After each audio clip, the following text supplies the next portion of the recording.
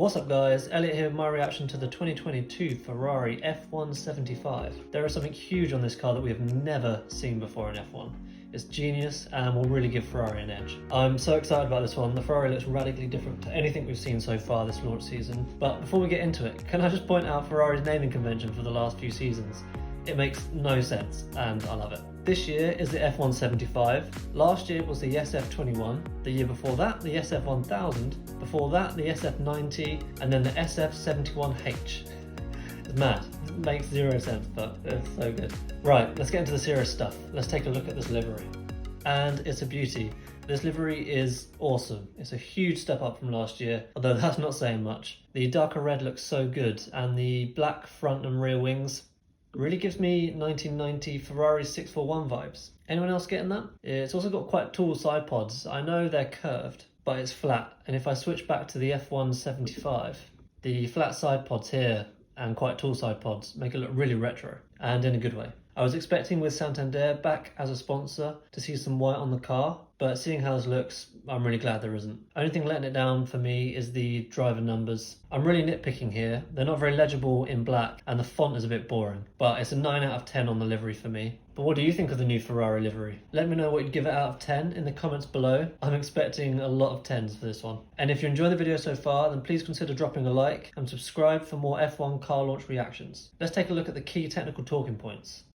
Starting off at the front, it's really different to what we've seen before. They've gone for a thin nose concept that tapers down to a point on the end. It's connecting to all 4 elements, which is against the trend that we've seen so far. The wing is very flat and not very loaded at all. I wonder if they're using this spoon shape in the centre to create downforce. This section is lower to the ground and will likely create a sucking effect to the ground, producing downforce. It's still outwashing at the outer section, like the other teams are doing. Now, where Ferrari have been so clever with this front wing is they've developed, and we've never seen this before in F1, they've developed a modular nose that you can see here. The crash structure is homologated, so this doesn't need to pass the front impact structure test again, saving time and money. Ferrari can modify their nose quicker than anyone else, meaning they can react quickly to any design trends they've missed. This is really great work, Ferrari. Well done. They've gone for the conventional push rod at the front, which is a surprise. There were rumours that Ferrari were going to go with pull rod at the front, but those rumours appear to have been untrue. Now onto these side pods, and these are the real talking point of the car. They've gone for wide inlets, meaning they can reduce the height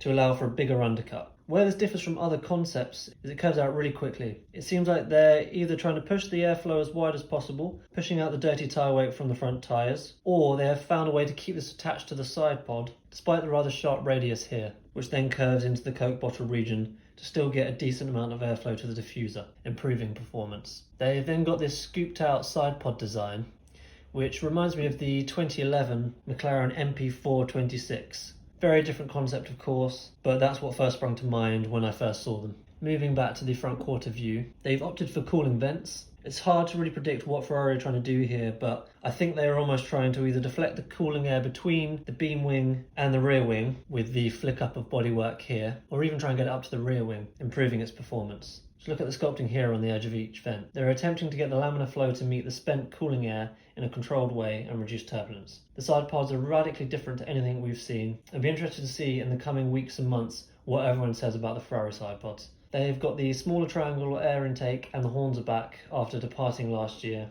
The floor is lacking detail, although very likely they're hiding their true floor. And moving back to the rear wing, it's a rather conventional spoon shape, although it appears to be flatter in the central section. I expect this to get developed further before testing in the first race.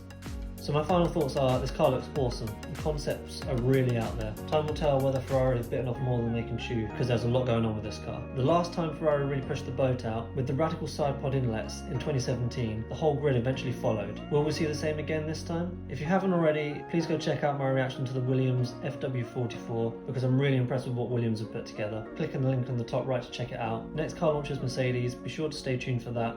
Thanks for watching, and I'll see you in the next one.